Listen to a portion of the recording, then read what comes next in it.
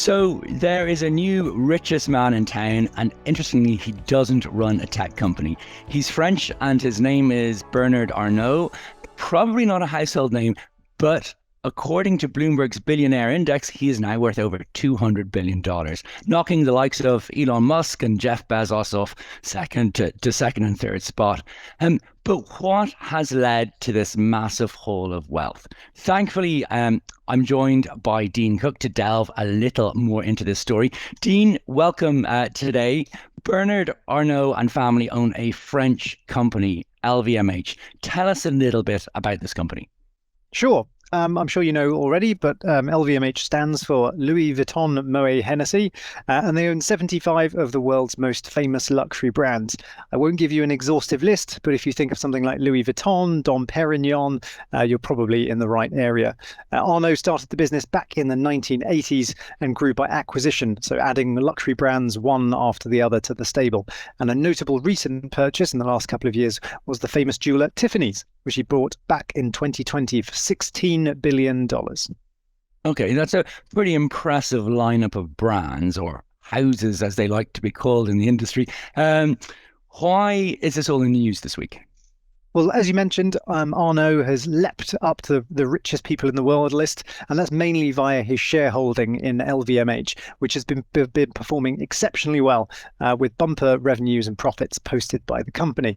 It's listed on the French Stock Exchange and is now the first European company with a market capitalization, so the value of the total company, greater than $500 billion. So that pushes it into the top 10 listed companies in the world by market cap, just behind Tesla. You mentioned Musk earlier, and it now sits in a category of stocks that you'd normally associate or be synonymous with technology companies like Apple, Google, Microsoft of this world, and then there's LVMH sat there alongside them. Its share price is up over 30% this year and hit a record high over the last couple of days after posting a 17% increase in sales in Q1 of 2023, and that comes off the back of a bumper 2022 as well, where they made record results of 80 billion euros of revenues and 21 billion euros of profits. Okay, so this is kind of where I need you to stop, because forgive me for thinking we are in an environment of rising inflation we haven't seen since the 1970s, steepest rise in interest rates, basically a cost of living crisis, one that I haven't known for my entire adult life, and we have a recession on the cards. And then we're here talking about a company that sells the highest end of luxury goods, and it's flavor of the moment. It doesn't make sense to me. You would expect a company like this to be struggling, surely.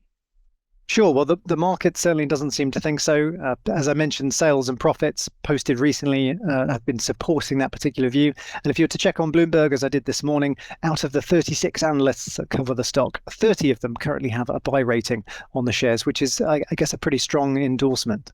Okay, I get that. So the market likes what it's seeing. But what's driving LVMH's growth story?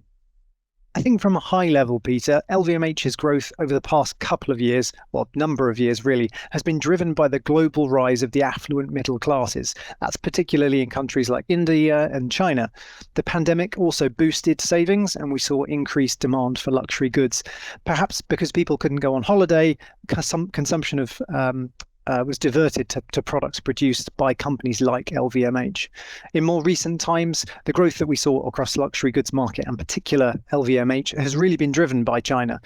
China had some of the strictest lockdown policies of any country, and since lifting those, it's had a huge impact on the demand for luxury goods.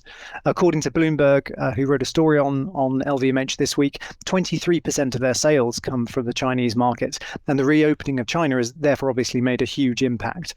LVMH was quick to identify that China would be a key market many years ago and opened its first Louis Vuitton store in 1992, over 20 years ago. Okay, so really, it's a really interesting story. If I'm kind of to sum up what's been driving this, it's really this kind of structural shift to, as you say, more affluent middle classes in the likes of these huge populated areas of India and China. And then on the other side, more recently, it's that sort of China reopening story that's really driven those revenues. Dean, thank you so much for joining us this week. And we'll be back again next week with another story that's caught our eye. Thanks. you.